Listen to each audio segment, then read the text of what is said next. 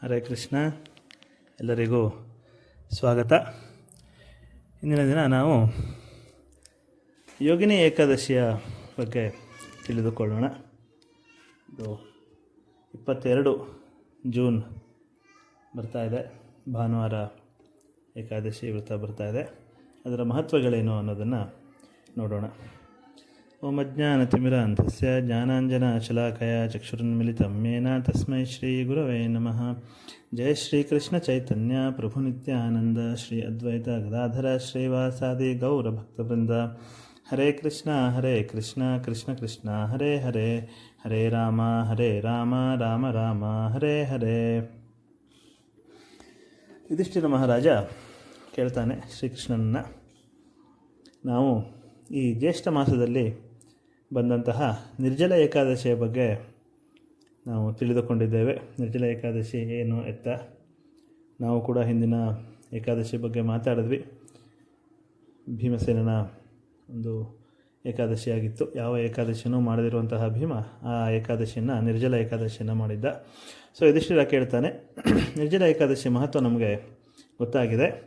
ಈಗ ಆಷಾಢ ಮಾಸದಲ್ಲಿ ಬರ್ತಾ ಇರುವಂತಹ ಅಮಾವಾಸ್ಯೆಯ ಸಮೀಪದಲ್ಲಿ ಇರುವಂತಹ ಈ ಏಕಾದಶಿ ಮಹತ್ವವನ್ನು ತಿಳಿಸಿಕೊಡು ಅಂತ ಹೇಳಿದಾಗ ಶ್ರೀಕೃಷ್ಣ ಹೇಳ್ತಾನೆ, ಇದು ಯೋಗಿನಿ ಏಕಾದಶಿ ಅಂತ ಇದರ ಹೆಸರು. ಇದು ತುಂಬ ಒಂದು ವಿಶೇಷವಾದ ಏಕಾದಶಿಯಾಗಿದೆ. ಈ ಏಕಾದಶಿ ದಿನ ಉಪವಾಸ ಮಾಡಿದವರು, ದೇವರ ಪೂಜೆಯನ್ನು ಮಾಡಿದವರು ಅತಿ ಉತ್ತಮವಾದ ಫಲವನ್ನು ಪಡೆಯುತ್ತಾರೆ ಅಂತ. ಇದಕ್ಕೆ ಒಂದು ಉಪಕಥೆಯನ್ನು, ಒಂದು ಹಿಂದೆ ಆಗಿರುವಂತಹ ಒಂದು ನಿದರ್ಶನವನ್ನು ಶ್ರೀಕೃಷ್ಣ ಕೊಡ್ತಾನೆ. ಬಹಳ ಹಿಂದೆ ಅಲಕಪುರಿ ಅದರಲ್ಲಿ ಕುಬೇರ ದೇವತೆಗಳ ಖಜಾಂಚಿ, ಟ್ರೆಜರರ್ ಅಂತ ಏನು ಹೇಳ್ತಾರೆ, ಆ ಕುಬೇರ ಅವನದ್ದು ಆಸ್ಥಾನ. ಅಲ್ಲಿ ಕುಬೇರ ಅವನದ್ದು ಇಷ್ಟದೇವ ಶಿವ, ಅವನ ಪೂಜೆಯನ್ನು ಪ್ರತಿನಿತ್ಯ ಮಾಡ್ತಾ ಇರ್ತಾನೆ. ಆ ಪೂಜೆಗೆ ಅವನು ಒಂದು ಹೂವನ್ನು ತೆಗೆದುಕೊಂಡು ಬರುವುದಕ್ಕೆ ಒಬ್ಬ ಸೇವಕನನ್ನು ನೇಮಿಸಿರ್ತಾನೆ. ಅವನ ಹೆಸರು ಹೇಮಮಾಲಿ ಅಂತ ಆಗಿರುತ್ತೆ. ಅವನೊಬ್ಬ ಏನಂತಾರೆ, ಯಕ್ಷರ ಒಬ್ಬ ಅವನು ಸೇವಕ. ಸೊ ಅವನ ಕೆಲಸ ಏನಪ್ಪ ಅಂತ ಹೇಳಿದ್ರೆ, ಪ್ರತಿದಿನ ಅವನು ಹೂವುಗಳನ್ನು ತೆಗೆದುಕೊಂಡು ಕೊಡೋದು, ಕುಬೇರನಿಗೆ ತಲುಪಿಸ್ಬೇಕಪ್ಪ. ಕುಬೇರ ಈಶ್ವರನ, ಶಿವನ ಪೂಜೆ ಮಾಡ್ತಾನೆ. ಆ ಪೂಜೆಗೆ ಇವನು ಆ ಹೂವುಗಳನ್ನು ತಲುಪಿಸ್ಬೇಕು. ಪ್ರತಿದಿನ ಹೀಗೆ ಅವನು ಅಚ್ಚುಕಟ್ಟಾಗಿ ಏನೂ ತಪ್ಪಿಲ್ಲದೆ ಮಾಡ್ತಾ ಇರ್ತಾನೆ. ಮಾನಸ ಸರೋವರ ಈ ಥರದಿಂದ ಅವನು ಹೂವನ್ನು ತಂದು ಕೊಡ್ತಾ ಇರ್ತಾನೆ. ಅದರ ಜೊತೆಗೆ ಅವನಿಗೆ ಸ್ವರೂಪವತಿ ಅಂತ ಹೆಂಡತಿ ಇರ್ತಾಳೆ. ಅವನಿಗೆ ಹೆಂಡತಿಯ ಮೇಲೆ ತುಂಬ ವ್ಯಾಮೋಹ ಇರುತ್ತೆ. ಅವನು ತನ್ನ ಕೆಲಸದಲ್ಲಿ ಕೂಡ ಆಚೆ ಈಚೆ ಆಗ್ತಾ ಇರುವಂತಹ ಒಂದು ಸಂದರ್ಭ ಕೂಡ ಬರ್ತಾ ಇರುತ್ತೆ. ಅಷ್ಟು ವ್ಯಾಮೋಹ ತನ್ನ ಹೆಂಡತಿಯ ಮೇಲೆ ಇಟ್ಬಿಟ್ಟಿರ್ತಾನೆ ಅವನು. ಒಮ್ಮೆ ಈ ಥರ ಕುಬೇರ ಪೂಜೆ ಮಾಡ್ತಾ ಇರಬೇಕಾದ್ರೆ ಇವನು ಹೂಗಳನ್ನು ಕೊಯ್ಕೊಂಡು ಬರೋದಕ್ಕೆ ಹೋಗಿರ್ತಾನೆ. ಆದರೆ ಬರ್ತಾ ಇರಬೇಕಾದ್ರೆ ಅವನಿಗೆ ತನ್ನ ಹೆಂಡತಿಯ ನೆನಪಾಗ್ಬಿಡುತ್ತೆ. ಅವನು ಕುಬೇರನ ಹತ್ತಿರ ಹೋಗೋದು, ಆ ದೇವಸ್ಥಾನಕ್ಕೆ ಹೋಗುವುದನ್ನು ಬಿಟ್ಟು ತನ್ನ ಹೆಂಡತಿಯ ಸ್ಥಾನಕ್ಕೆ ಹೋಗಿಬಿಡ್ತಾನೆ. ಅಲ್ಲಿ ಗಂಡ ಹೆಂಡತಿಯವರು ಪರಸ್ಪರ ಮೈ ಮರೆತು ಬಿಡ್ತಾರೆ. ಈ ಹೇಮಮಾಲಿಗೆ ಹೂಗಳನ್ನು ತಲುಪಿಸುವ ತನ್ನ ಕೆಲಸ ಮರೆತು ಹೋಗಿಬಿಡುತ್ತೆ. ಹೆಂಡತಿಯ ಜೊತೆಗೆ ಅವನು ಮಿಲನದಲ್ಲಿ ತೊಡಗಿಬಿಡ್ತಾನೆ. ಕುಬೇರ ಇಲ್ಲಿ ಪೂಜೆ ಮಾಡ್ತಾ ಇರ್ತಾನೆ.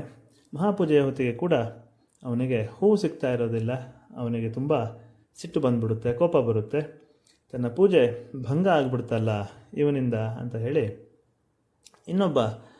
ಒಬ್ಬ ಸೇವಕನನ್ನು ಕಳಿಸ್ತಾನೆ. ಎಲ್ಲಿ ಹೋದ ಇವನು, ನೋಡಿಕೊಂಡು ಬಾ, ನನಗೆ ಇನ್ನೂ ಪೂಜೆಗೆ ಹೂವು ಬಂದು ಮುಟ್ಟಿಲ್ಲ ಅಂತ ಇನ್ನೊಬ್ಬ ಸೇವಕನನ್ನು ಕಳಿಸ್ತಾನೆ.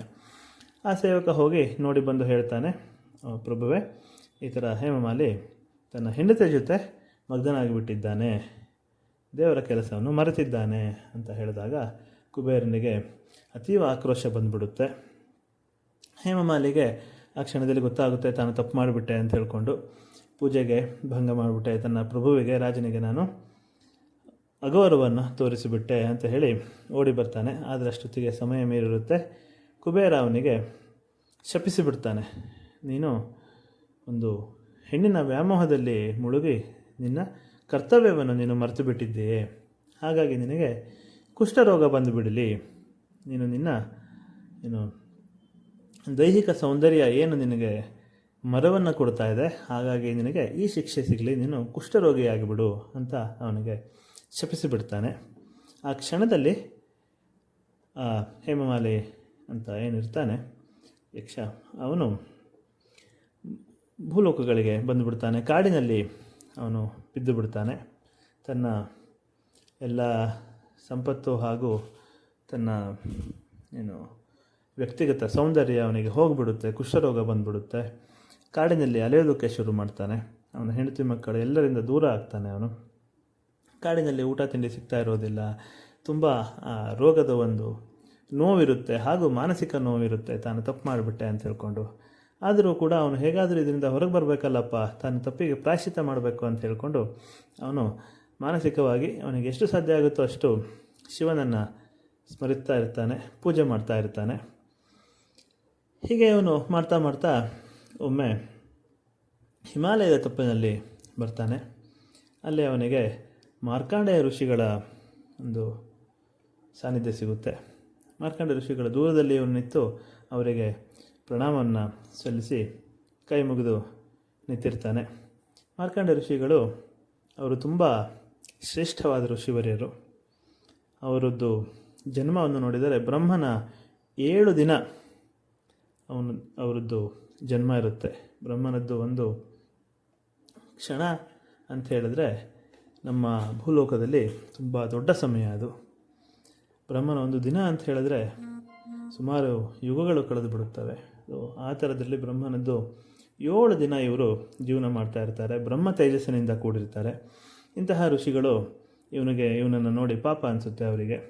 ಏನು ಮಾಡಿದೆಯಪ್ಪ ನೀನು, ಯಾಕೆ ನಿನಗೆ ಈ ಥರ ರೋಗ ಬಂದಿದೆ, ನೀನು ಮಾಡಿದ ತಪ್ಪಾದರೂ ಏನು ಅಂತ ಕೇಳಿದಾಗ ಈ ಹೇಮಮಾಲಿ ವಿವರವಾಗಿ ಹೇಳ್ತಾನೆ, ನಾನು ಈ ಥರ ಕುಬೇರನ ಸೇವಕ ಆಗಿದ್ದೆ, ಆದರೆ ನನ್ನ ಹೆಂಡತಿಯ ಮೇಲಿನ ವ್ಯಾಮೋಹದಿಂದ ನನ್ನ ಕರ್ತವ್ಯ ಲೋಪ ಆಗಿಬಿಡ್ತು, ತಪ್ಪು ಮಾಡಿಬಿಟ್ಟೆ.